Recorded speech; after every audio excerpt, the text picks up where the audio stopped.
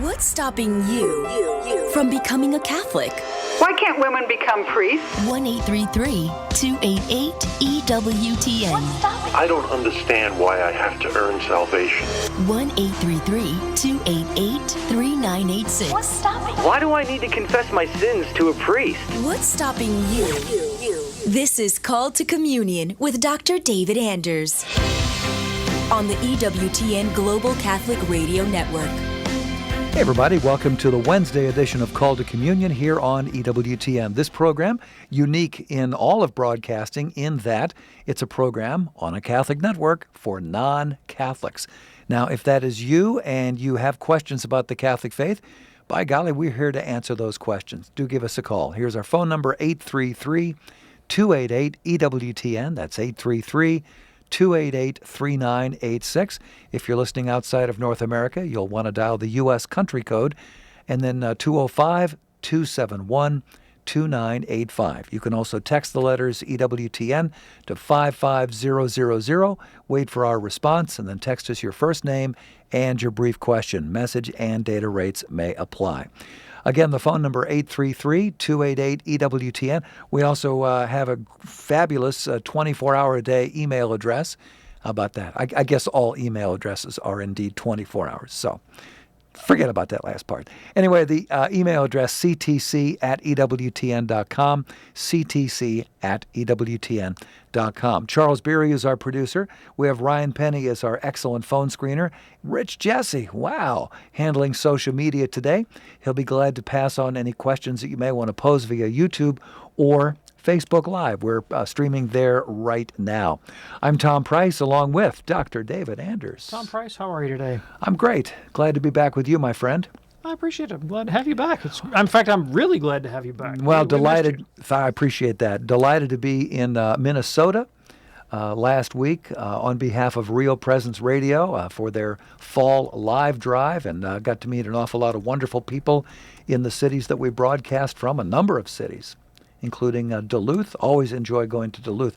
But we were fogged in Duluth. Couldn't move. Had to drive out of Duluth instead of flying out of Duluth.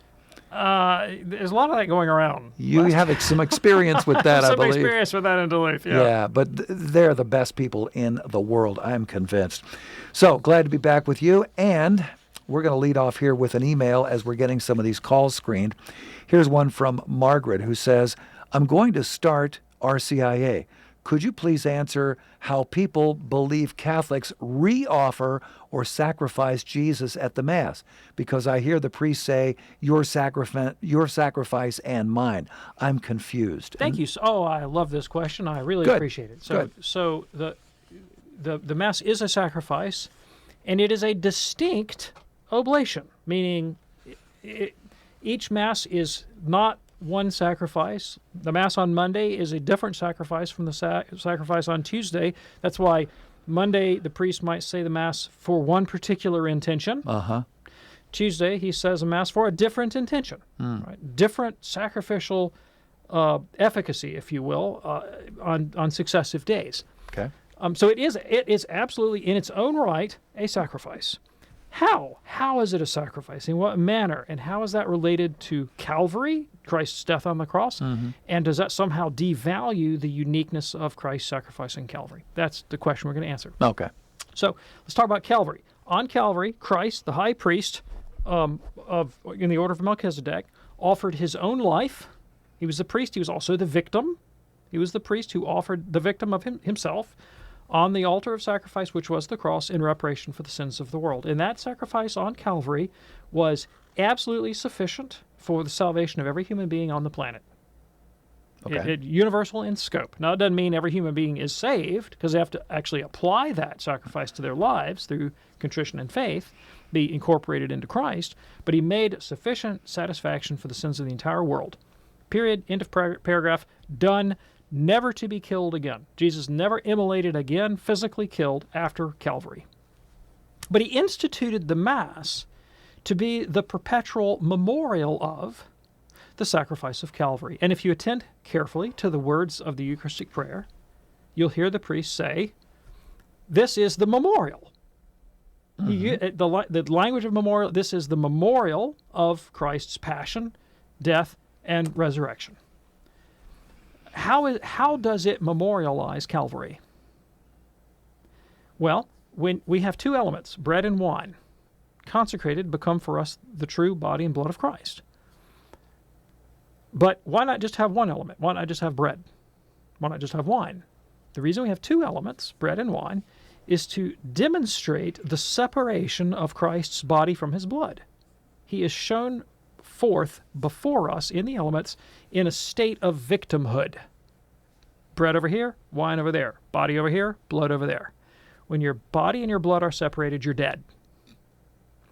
Christ, present on the altar of sacrifice, is not actually dead. He's alive. It's the risen Christ in heaven who's made present on the altar. He's not killed, he's not immolated, he's not destroyed by the act of consecration. But he is represented as being dead. Okay. The representational element of the Mass shows forth the element of body and blood in a state of separation or victimhood. So the immolation that takes place on the altar is representative and memorial only. Not his bodily presence. That's real. He's truly present on the altar. But his death is not actually physically caused on the altar. Jesus is not killed. He's not killed or immolated again on the altar. The death of Christ happens only once.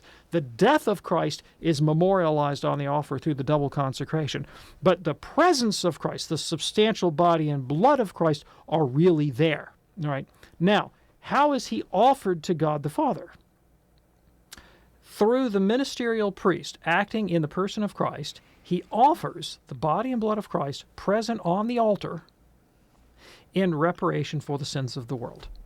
And it is in this rite, in the rite of the Mass, that we come to participate in the fruits of the sacrifice of Calvary. Remember, Calvary made a sufficient satisfaction for the whole world? Well, how do you actually lay hold of that and make it your own? Apply it to yourself, principally through the holy sacrifice of the Mass. That is, Pope Pius XII said, the most efficacious means of obtaining sanctity, laying hold of the fruits of Calvary through the offering of Christ's body and blood. The very same priest and victim who died on Calvary is therefore on the altar of sacrifice in the Mass. Lay hold of him in the Mass. That's how we participate in the fruits of Calvary. All right. Margaret, thanks for checking us out on Facebook. We do appreciate your excellent question. Phones are on fire today, but we have one line open right now, 833-288-EWTN. If you have a question for Dr. David Anders, 833-288-3986. It's the Wednesday edition of Call to Communion here on EWTN. EWTN, teaching the truth. Thank you so very much, first of all, for this ministry. You have no idea what a blessing you and EWTN have been in my life and for my life, and I just thank you for that. Well, first off, I'd like to say God bless you for your ministry, and my wife prayed daily for EWTN. It's a game changer in our world. EWTN. Live truth. Live Catholic.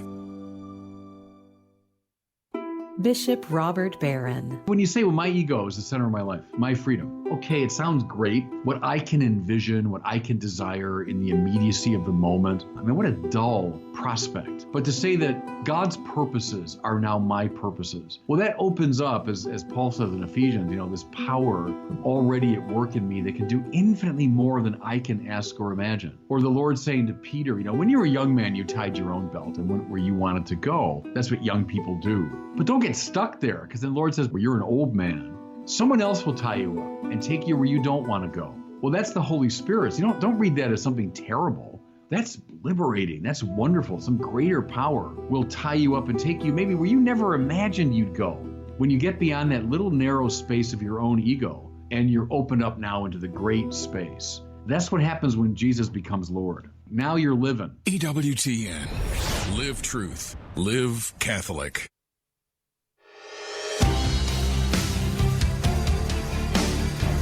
One of the great programs we have on EWTN Radio every weekend is Dr. Doctor, where we've got 3 excellent doctors all lined up, ready to give you answers to medical questions that you may have been thinking about, discussions of practical and current medical topics with a focus, as everything we do here on EWTN, a focus on the dignity of the human person. Do check it out Saturday morning at 11 a.m. Eastern right here on EWTN Radio. I might note that is the official radio program of the Catholic Medical Association. How about that?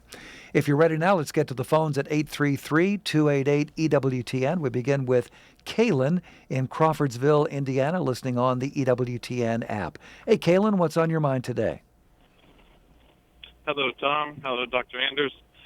Before I get to my question very quickly, I just wanted to say this past Monday was a year that my wife and I had entered the church, and my daughter was baptized the same day, and our older son came into the church that vigil. Wow. So, and it cannot be overstated how instrumental called the communion was to our conversion. So I am very, very thankful to you two gentlemen and what you do here, and to what you do absolutely brings people closer to Christ and to his church. So thank you. God bless you both. Wow. Beautiful. Thank you so much. Kaylin, you just made our day. Thank you so much. How can we help you today?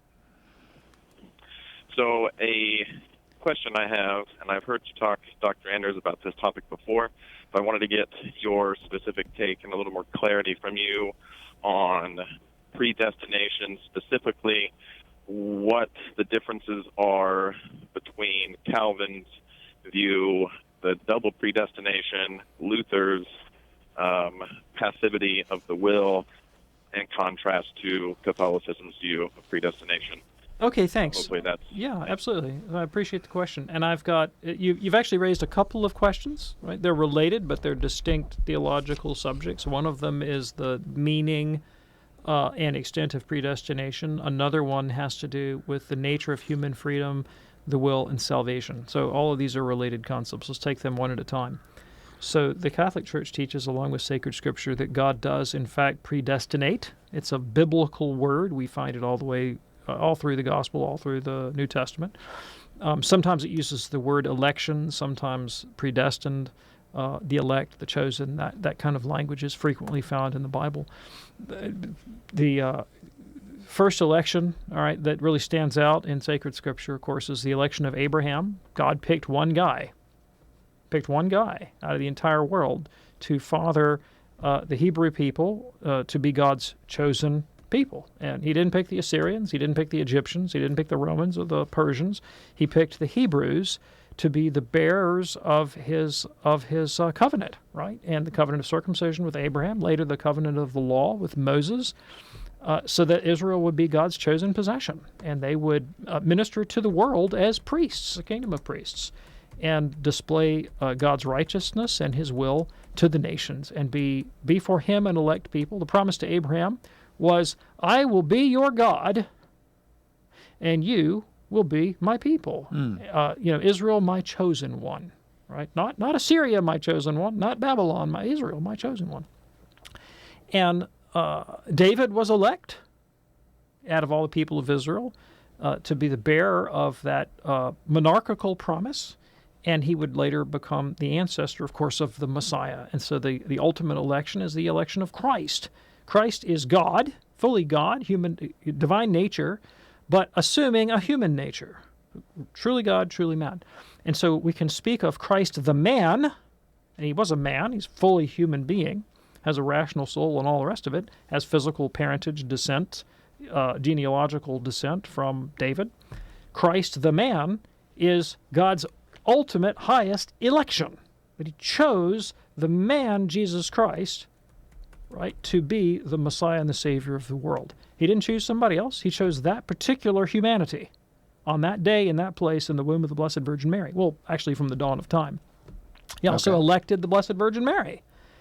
He didn't just throw an open-ended invitation, hey, who would like to sign up to be the mother of God? No, he actually decreed that it would be that virgin from Nazareth, right? Bethlehem. That virgin, nobody else, from the dawn of time, he picked her. And that's why St. Paul can speak about in the fullness of time, Christ was born of a woman, born under the law. So we see election, it's just visible in front of us, operating in the history of Israel and the election of the Messiah. Then he elects those who are to be members of Christ, the church. And he has marked them out in advance. And ultimately those who are to be saved. Right? God knows in advance. He foreknows all of those who will be in the company of. God's not sitting around waiting to see who's going to get saved. Right. He knows the end of the story now, because he's timeless. He sees the whole thing start to finish in one big permanent instant. Mm-hmm. It's unfolding for us. It's not unfolding for him. He knows who the elect are now. He knows who the saved are now. We don't know, but he knows. And it is a mystery of divine grace. Like, why didn't God create a world in which everybody would just automatically be saved? Some people will be lost. Some people will be lost. And he could have made it otherwise. He could have just confirmed everybody in grace from the moment of their conception. He didn't. And I didn't decide to be one of the people privileged to be born in such a way that I could come into the Christian faith. I didn't pick that. It's the grace of my circumstances that the gospel came to me from outside of myself. Mm-hmm. I didn't choose that. Mm-hmm. How gracious is that? Nothing I can do. You and I have the grace of faith. I didn't decide. I mean, it's a gift. I can't deserve the gift of faith. I can't deserve. Nothing I can do can compel God to give me faith or the grace of first justification. All that is Catholic teaching. Here's the kicker. Once that grace of justification comes to me in baptism, mm-hmm. I do get to participate. My will is not overridden. Grace comes along and cooperates with my will so that I retain genuine agency in my life. And so my moral acts are not devoid of meaning. I am not just an automaton operating like a robot with a key in my back that you wind up. I really am a participant in the story of my own redemption. But I participate in such a way that God's providence is not violated. It also remains for me a possibility that I stop cooperating, that I disobey God, and that I lose grace, and that I be lost. If I am to persevere in the faith and make it to the end of the show, that also cannot proceed simply from my free will. This is Catholic doctrine. I cannot earn the gift of perseverance. To persevere in the faith is as much a gift as to receive the grace at the beginning. But along the way, I really do get to participate. My free cooperation, my free agency is a not insignificant part of staying on the path. So if I persevere, it's from God. But if I fall away, it's my fault. That's the Catholic teaching. What do the Calvinists teach, and how is it different? First of all, the Calvinists teach that Christ did not die for the whole world. Catholics say that he did. Calvinists say he didn't die for the whole world. He only died for the elect. Only died for the elect. That's the Calvinist position. Limited atonement. Then they say that grace cannot be resisted. Can't be resisted. We say it can be resisted. See, I can cooperate or not cooperate. The Calvinists say no. If you get grace, you're just stuck. Nothing you can do about it. You got it. You just stuck with it. You can't fail to cooperate. It cannot be resisted. And then the Calvinists teach that you can't fall away. That if you truly receive the saving grace of God, you will necessarily persevere.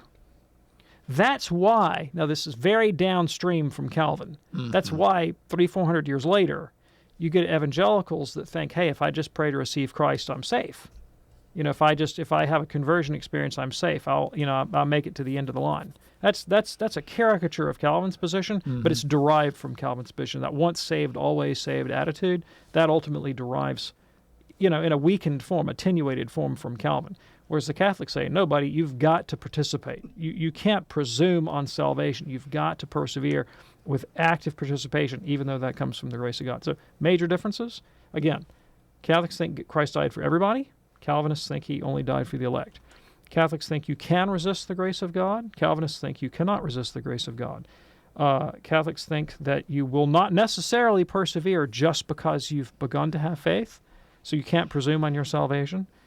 Calvinists say you will necessarily persevere. And then finally, I should say, this is another key difference. Catholics, because we don't know the end of the story yet, right? I have not died yet. I don't know whether I'll persevere. I can't possibly know that. I can't know the future. So I don't have a kind of mathematical certainty that I will be in heaven.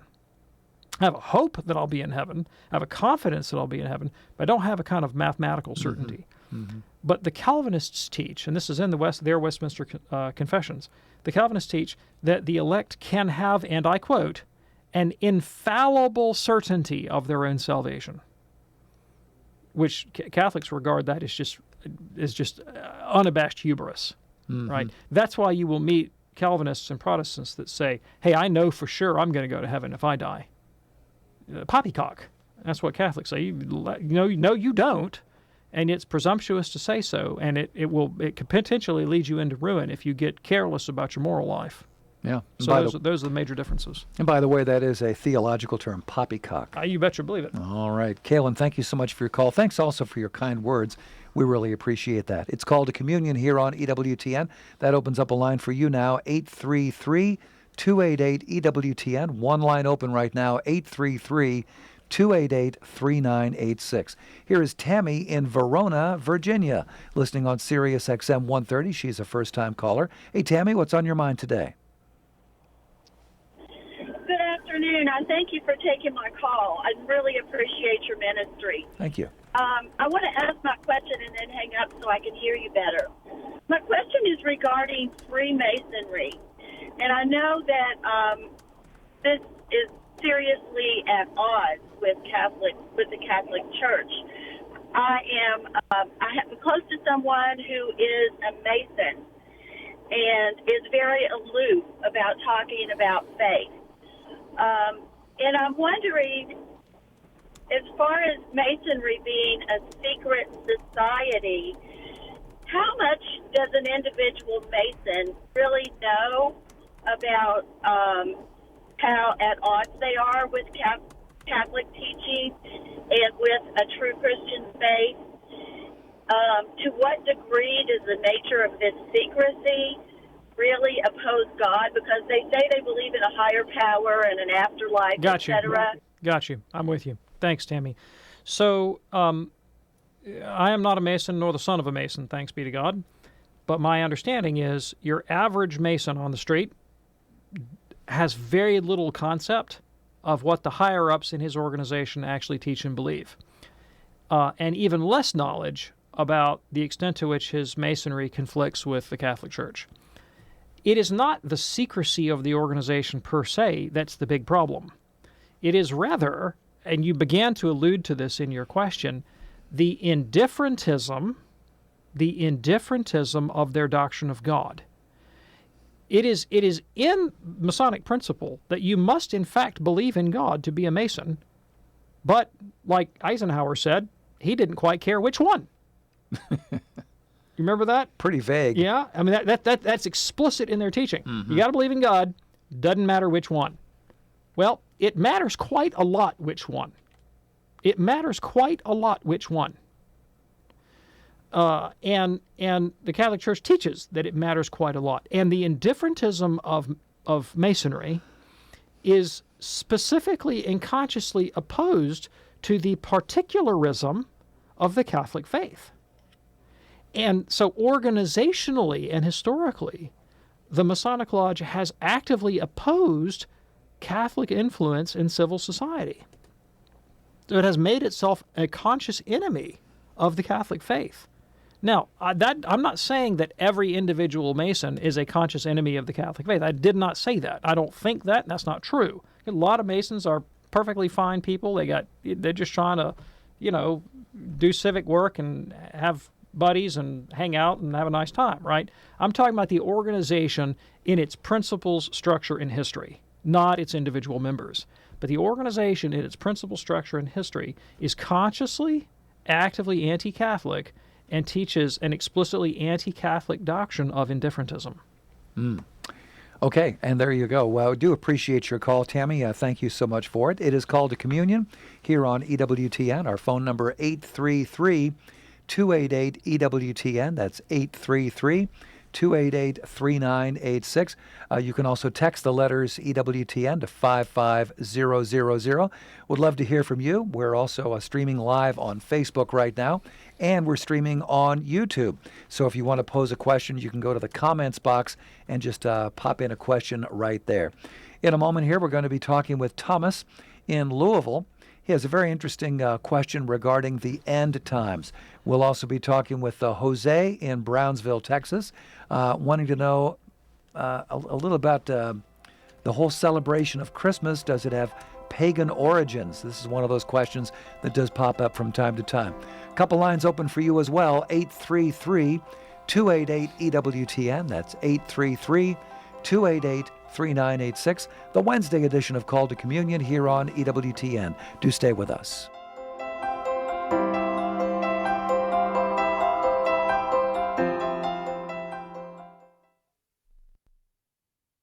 Father John Riccardo. When you and I wake up every day, do we strive to know Jesus or not? Quick question to you and me right now. Is that what you and I are doing every single day? The leading Catholic voices are on EWTN Radio. It's time for Family Man with Dr. Gregory Popchak. Anxiety disorders affect 20% of Americans, and many take anti-anxiety medications in an attempt to find relief. But surprisingly, a new study from the University of New Zealand examining the effectiveness of different types of anxiety therapies found that compared with using medication alone to treat anxiety, or even medication combined with therapy, anxious patients who received cognitive behavior therapy alone experienced the most relief of all three groups. The study found that anxious patients can tend to lean too heavily on medication to help them feel calm, and because of that, can struggle to develop the skills therapy could otherwise afford them. By contrast, patients who received counseling alone worked harder to learn skills that help them create a more peaceful life. If you're suffering from anxiety but not currently receiving counseling, contact a faithful therapist who can make sure you're getting the best care possible. I'm Dr. Greg Popchak, but you can call me Family Man. To discover more ways faith can enrich your life, visit CatholicCounselors.com. Wings is the weekly newsletter that's packed with program info, features, and updates of all that's going on at the Global Catholic Network. Just go to EWTN.com/wings. Fill out your name and email address, and you'll start getting your wings every week. When you get yours, send it to all your friends, and they can send it to their friends. And pretty soon, we're covering the whole world with the good news about EWTN. Wings, the weekly newsletter from EWTN, the Global Catholic Network. Tomorrow on More to Life, happy to fight. New research looks at the way happy couples argue. We're going to help you argue happy. Now back to Call to Communion with Dr. David Anders.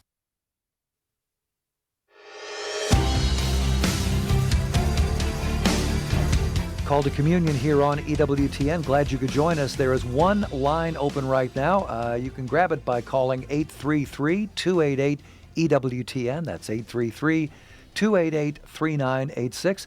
Here is Thomas in Louisville, Kentucky. Hey there, Thomas. What's on your mind today? Yeah. How y'all doing? Great. Thanks. Thanks for answering my call. What I wanted to ask you was, I've heard of a lot of different Protestant preachers that talk about the end times. They say that there has to be a Jewish leader and a Arab leader to sign a 7-year peace treaty before the 7 years of chastisements and tribulation can start. I was wanting to know if that was true. Yeah, thanks. And also, there was something else? Came in the room. She has a quick question. Is there a rapture? Is that true or false, too? Yeah, all those are related.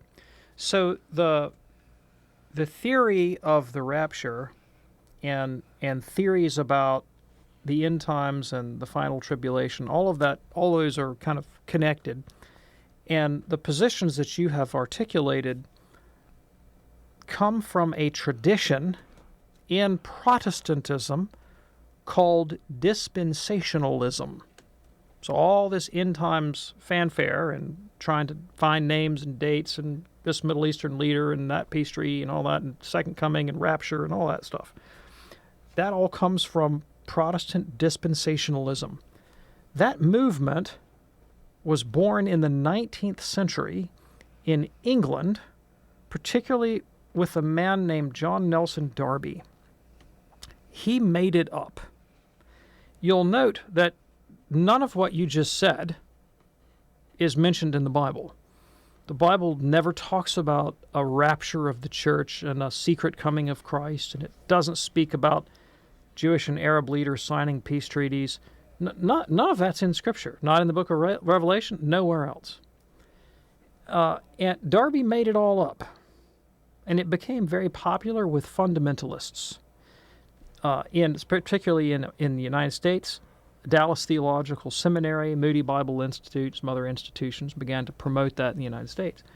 But for the first, say, 1,900 years of the existence of Christianity on the planet, nobody had any such idea of any sort of thing, which ought to be proof enough that it ain't taught in the Bible and it ain't found in sacred tradition. Yeah. So Jesus, when he talks about the end times, like in Matthew 24, for example, speaks about the destruction of Jerusalem being the sign of the beginning of the end times. That happened in 70 A.D. So we've been in the end times for a long time. Mm-hmm. And the history of interpretation of the book of Revelation, which is definitely the most obscure text in the New Testament, has generally been that the book of Revelation is a picture of the kind of events that will happen to the Christian church in every age. So this beast from the earth and beast from the sea, for example, symbolize tyrannical, religious, and political power. Well, we've had no shortage of tyrannical, religious, and political power in the last 2,000 years. Got that right. Right. And so the apocalyptic end-timed texts of the Bible are of perennial value. They're of deep relevance to the life of the Christian faithful, and it's why it's so easy for interpreters to look at their present experiences and go, oh, this guy over here, he looks like the Antichrist guy. Because we've been doing that for 2,000 years. You go back and study the 14th century, and people were going, oh, here's the Antichrist, here's the Antichrist. Yes, and then you're going to find another one in the 15th century. You see what I'm saying? Sure. And St. John, in his epistle, says, many antichrists have come. Now, that doesn't mean there won't be a final one. By definition, there's got to be a last one. Sure. So here's when is the end times going to happen? When is the end of the world going to happen? Safe answer. We're closer now than we've ever been. Yep, definitely. Thank you so much for your call, Thomas. We do appreciate that. Call to communion here on EWTN. Here's a question now from Nathan, checking us out today on YouTube. Hey, Nathan. He says, I have been a follower of Christ for years, but I have a severe disability to the point where I am now wheelchair bound. How would the church let me join? Oh, with great jubilation and gratitude, the church would let you join. So here's what I would do if I were in your situation. So I am presuming from the language of your question that it is not easy for you to get out of your house. You can't maybe make it to a Catholic church. So I would call the parish closest to you. I would ask to speak to the priest. If you can't get to the priest, just talk to the secretary and say, I would like to become a Catholic. I am an invalid. I cannot move. Would a priest or a deacon be able to come to my home, or someone designated by the priest, to provide the necessary instruction? And then I don't know what sacraments you might need, if you need to be baptized or simply confirmed. And then ask that you could be received into the church from your home in your wheelchair or from your sickbed or wherever it might be. And a priest could come to you, baptize you, confirm you. If you are already baptized, hear your confession, admit you to Holy Communion, and you would be a communing member of the Catholic faithful from your wheelchair, from your bedroom, from wherever you are. That's perfectly acceptable. Priests do this. They do it all the time. I mean, I can't tell you the number of times I know priests that have brought people into the church on their deathbeds. Yeah. In the hospital. Sure. It happens all the time. Sure. Do appreciate your checking in with us today, Nathan, and be sure to do what Dr. Andrews just mentioned. Call the priest, call the church, and let's get the ball rolling there. Call to communion here on EWTN. Our phone number 833-288-EWTN. That's 833-288-3986. We have a couple lines open for you right now. Here now is Jose in Brownsville, Texas, checking us out today on YouTube. Hello, Jose. What's on your mind today?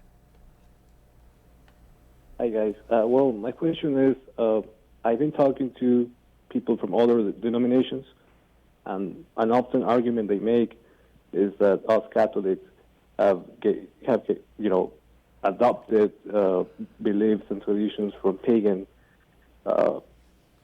people, such as Christmas, and in Mexico, the Spaniards, they adopted pagan rituals and ideas. And I'm not sure how I can answer back, what can I say in defense of Christmas, for example. Yeah, sure, thanks. Appreciate it. So, Christmas specifically, let's talk about Christmas. Whose birth is celebrated at Christmas? Jesus. Yes, exactly. We're celebrating the birth of Jesus. Last time I checked, pagans don't do that. We're not celebrating the birth of Hercules, or Jupiter, or Athena, or Vishnu, or Confucius, or the Buddha. We're celebrating the birth of Christ, the Messiah, the Son of God, the God-man. Doesn't sound very pagan to me. Doesn't sound very pagan to me.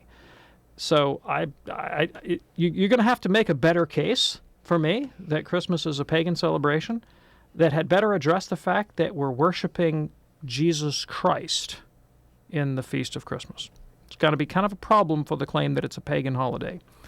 Now, I think I know where they're going. All right, I think I know where they're going. I think what they're trying to argue is that some of the fanfare and maybe some of the dating of Christmas may have pagan precedent. Now, that's arguable, actually.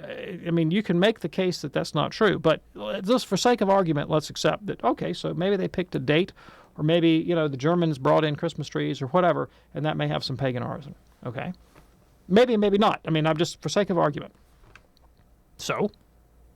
Yeah. So, are you telling me that if pagans did something somewhere in the world, I can't do it too? Is that what you're telling me? All right. What if a pagan gave us the cure for cancer? Oh, I can't take that as from pagans. Why? Cures cancer. All right. Pagans invented some pretty cool columns, architecture, Greek columns, Doric, Ionic, Dorian columns, all that good stuff. I've seen a lot of Baptist church that have Greek columns up in the front, Can I not use a column because it was in my church because it was invented by a pagan? Really? Pythagoras, pretty good guy, Pythagoras. Thought up the Pythagorean theorem, gave us geometry, Euclid, A lot of Protestant churches, a lot of Catholic churches use Euclidean geometry, right, in the principles of architecture that they use to design their buildings. But a pagan thought that up. Should I not use it? Why? Good question, yeah.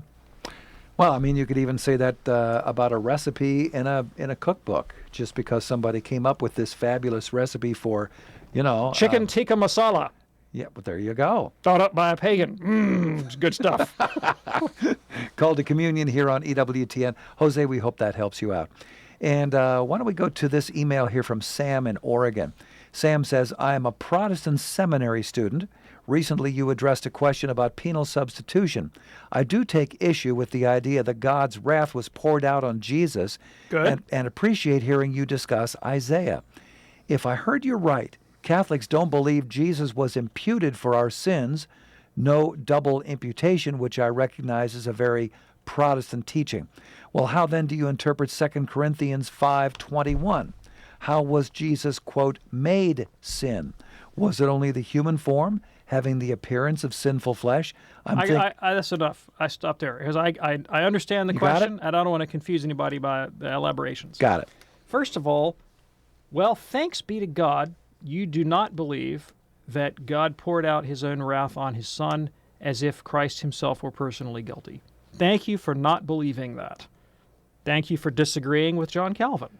Thank you for agreeing with the Catholic Church on that position. Thank you.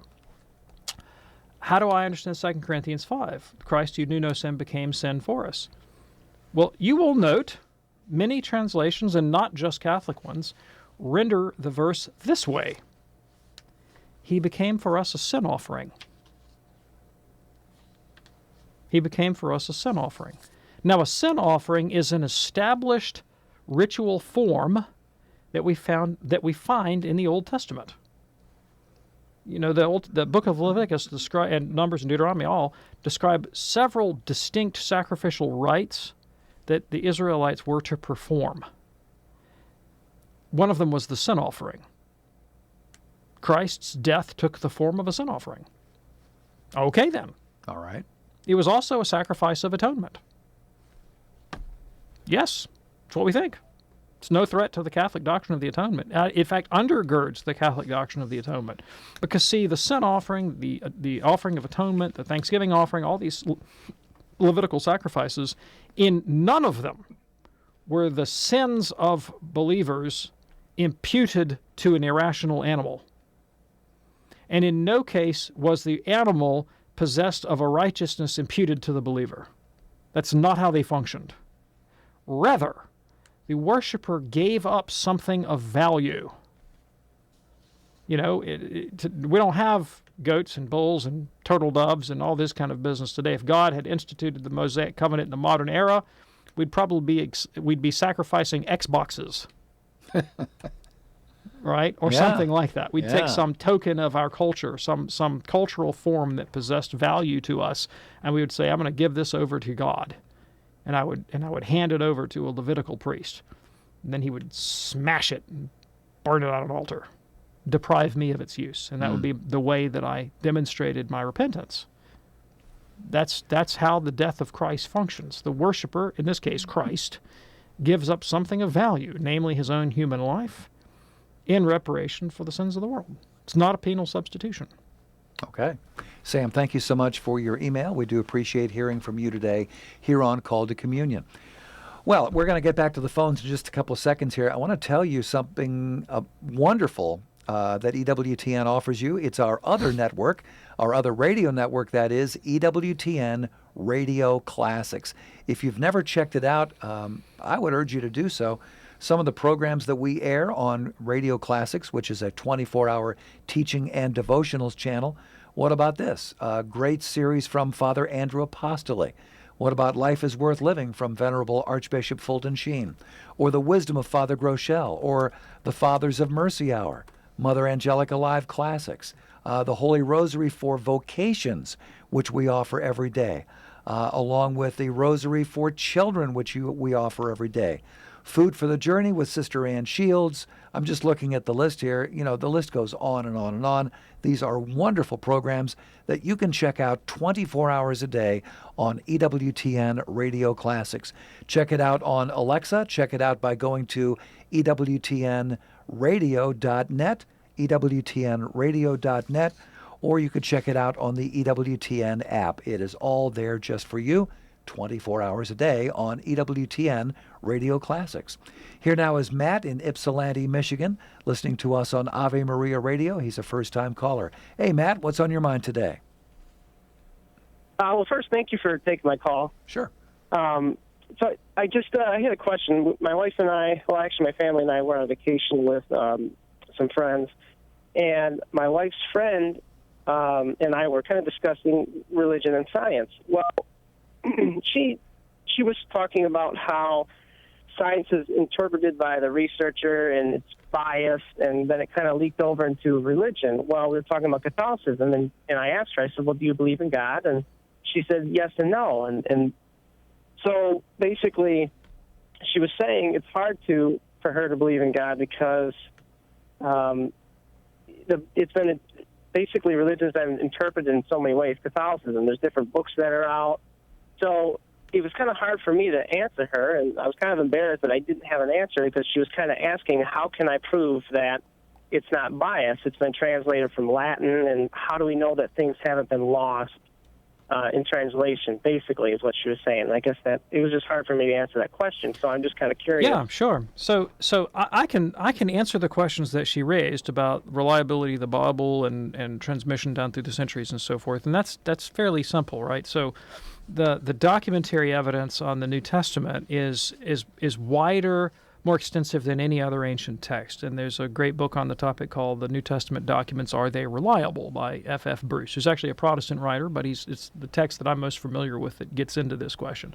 Brant Petrie, who's a Catholic biblical scholar, has written also a lot on the actual integrity and transmission of the biblical text. So I mean, there's scholarship on that. It's not hard to come by, and there's a science of lower text. It's called lower textual criticism that compares manuscripts, tries to come up with the best text and so forth. And what you find is, you can pick out, fragments of manuscripts that we might find in ancient Persia, some in Egypt, maybe there's one up in Ireland, and you find another one over in France. And they've all different traditions and different parts of the world, different languages. You compare them and then actually look at where have there been differences and changes, and what we find is that any kind of change of language or whatever, letters missing here or there, so minor that the substance of the thing is not in any way affected, that would impinge on the integrity of the Christian faith. So that's an easy answer, right? But it's also, I think, not really the issue we've got to go to with your friend. I'm not going to make the question of the truth of the Christian faith or its desirability, right, hinge on the question of a manuscript transmission. Because, look, I might get a copy of Plato's Republic or Aristotle's Ethics or the Epic of Gilgamesh from ancient Sumer, and I might have a good translation or a good transmission or an ancient version of the text. It doesn't mean I should believe it. It doesn't mean I should base my life on it. So I think you did well to start with the question of God, particularly as somebody who's interested in science. And let's get our head wrapped around what we mean by God. And the Catholic Church gives a lot of definitions of God. The one I like the most, that I find the most useful, is God is the first principle. Primo principio, first principle. A principle is that from which things proceed. You think about in geometry, we have principles that are called axioms. And the proofs of geometry proceed from the axioms. That's one manner of procession, the logical procession of demonstration. We can also think about procession by way of physical causation, right? Maybe the way an artisan produces an artifact. That's another kind of procession, right? First, it's in the mind of the artisan, then he produces a product and builds it according to certain specifications. We can also look at procession by a kind of way of natural generation, the way a son might proceed from a father. You get the point. Lots of different ways to conceive of that. God is the first principle. Now, I don't mean first you have an idea of God, guy with a beard, sitting on a throne, carrying a scepter, and I'm saying that guy's the first principle. No. You misunderstand. All the beard on the throne stuff is putting way too much idea into the concept. I'm saying that the word God means, for my purposes right now, nothing more and nothing less than the first principle. And you say to me, well, that doesn't tell me much about God.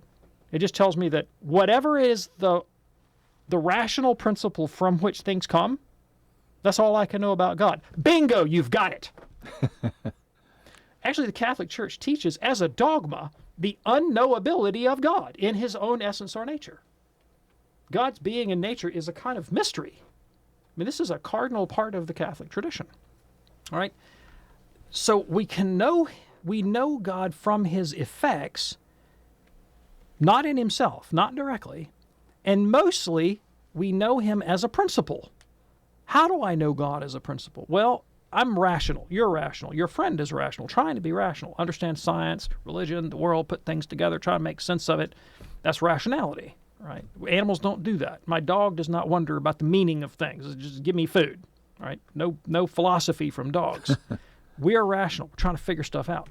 Rationality proceeds, right? It functions looking for causes and intelligibility, looking for some principle that makes sense of disparate information, trying to organize it in some way, understand how it functions, how it fits together, where it came from, how it proceeds. That's how rationality works. It works that way when I try to understand my dog. It works that way when I try to understand a physical particle. It works that way when I try to understand reality as a whole. If you think that rationality itself is reliable, and if you don't, why are we having this conversation? Yeah. But if you think that if you think that reason itself is reliable, that rationality is reliable, that we can actually do this, that we can discern causes and intelligibility in the nature of things, and that we can apply that process to the whole show, to everything, to reality as such, then you can't turn around and say reality is unintelligible because it doesn't proceed from a principle. You can't have it both ways. Yeah.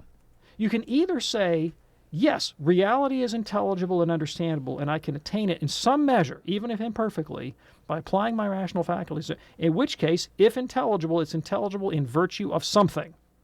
Mm-hmm. Or you can just say reality is absurd and I can't know it. But you can't have it both ways. If you admit rationality, you are admitting de facto that there is a principle of things. That's what we mean by the concept of God.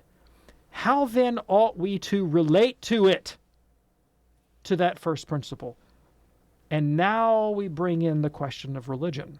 Because religion, in the Catholic understanding, simply is the virtue of right relationship to the first principle. One of the things the Catholic Church teaches about our relationship to the first principle is it ought to be rational. It shouldn't be based on faith alone. It ought to be rational.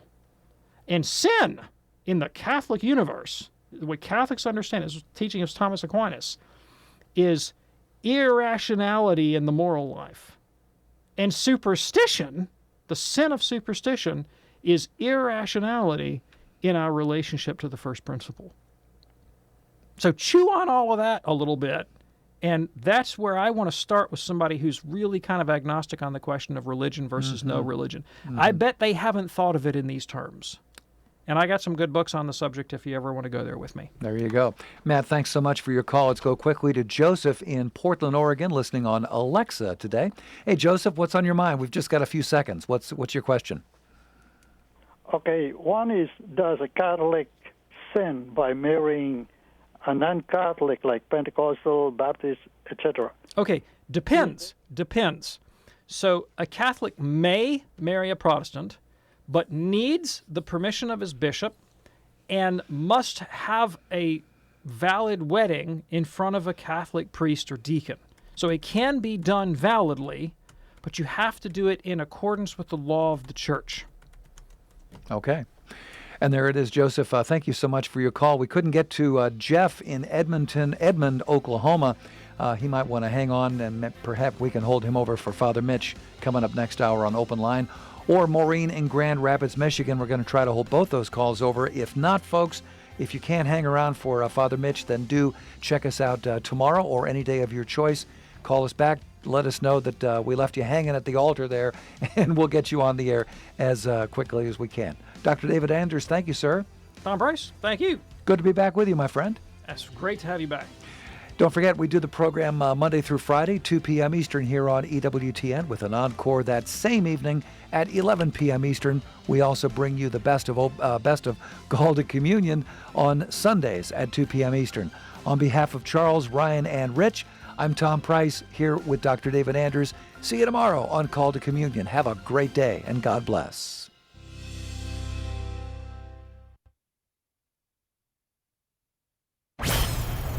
Hey y'all, this is Father Mitch Packer. Open Line Wednesday is next on EWTN Radio.